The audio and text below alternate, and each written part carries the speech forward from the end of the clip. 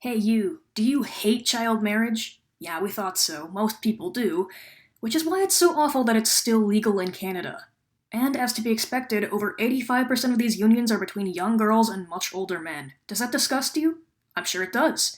It disgusted me and my friend here too, so now we're running a campaign to get child marriage banned. But how, I hear you asking. And don't worry, we've got you covered, and the way you can pitch in is free, simple, and very easy. We've done our best to make this as convenient as possible. But first, we need to go over a couple other issues with our child safety laws. Trust us here, we promise this is very important.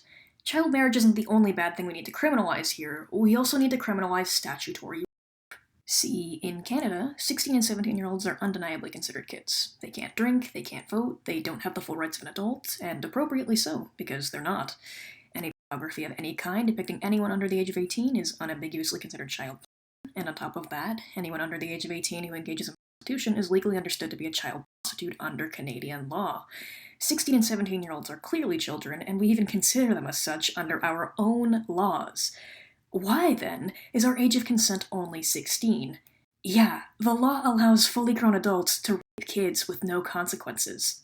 There is technically a clause saying that sometimes it's 18, but this is rarely enforced to the point where many officers don't even know it exists, and it's often humiliating and traumatizing for victims of this crime to have to prove that they didn't have equal power in this situation. And they shouldn't have to. This should be the default. In what situation does an adult ever not have an imbalanced amount of power over a child? The answer is never. Consent cannot exist in a situation wherein there is a power imbalance, the laws say so themselves, so the fact that we're subjecting obvious victims to a complete lack of care on a systemic level is frankly ridiculous, and we should be doing much better, especially in our grand year of 2026 now.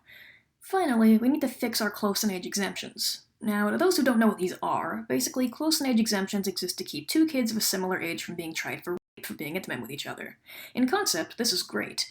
The UN even says that it should be part of the guidelines. The issue here, though, is that they are currently way too big and allow for adults to rape kids. Canadian law currently allows for a 19-year-old to take advantage of a 14-year-old, and a 20-year-old to take advantage of a 15-year-old.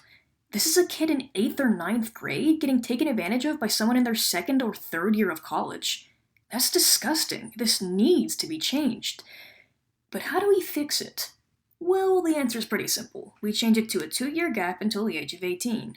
The logic behind this is that, for example, a 15-year-old may date a 16-year-old with zero power dynamic imbalance at play, but it's possible, depending on when the birthdays line up, that this one here could turn 17 before the other one catches up, and that obviously shouldn't be considered a problem within these circumstances. In other words, this provides a healthy leeway period for young couples to engage in whatever activities they please without fear of legal prosecution, while also preventing kids from being raped by adults.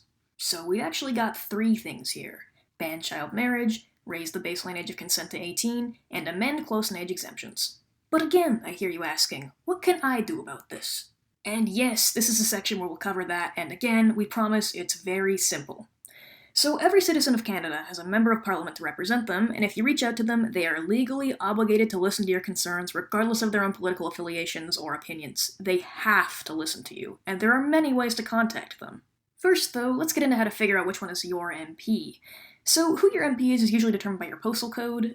You can go to the site and punch that in if you want, but we've also compiled all that info here into this Google Doc, and we will be showing a tutorial on screen on how to search up your MP. Now remember, this is completely public information. You're actually encouraged to contact them if something is wrong, so we very much suggest sharing this information with others and trying to get them to contact their MPs too. Now, speaking of contact, you can phone your MP, you can email your MP, some of them you can still fax, but the very best way from what we understand is to send them letters. And you can do that postage free, meaning you don't have to pay for stamps. But, now, I hear you. Writing a letter, that sounds kind of daunting, maybe a bit too much effort, but that's where the doc comes back in, because again, we've made multiple pre-made letters for you. There are some that are more formal, some that are less formal, etc., so you can pick one that feels most like you. Or you could make your own if you'd like, that would be great too, we just wanted to leave this as an option for the sake of convenience. So you can print out any one of these, mail it off for free, and then go on with your day. Or you could call, and email is still an option if you want to just copy and paste this into an email, because we get it if sending a letter is too much, and we want to make it clear that any and all contributions are still very helpful and appreciated. It may seem small, but this will have a huge impact. The more letters that get sent in, the more unignorable the problem will get.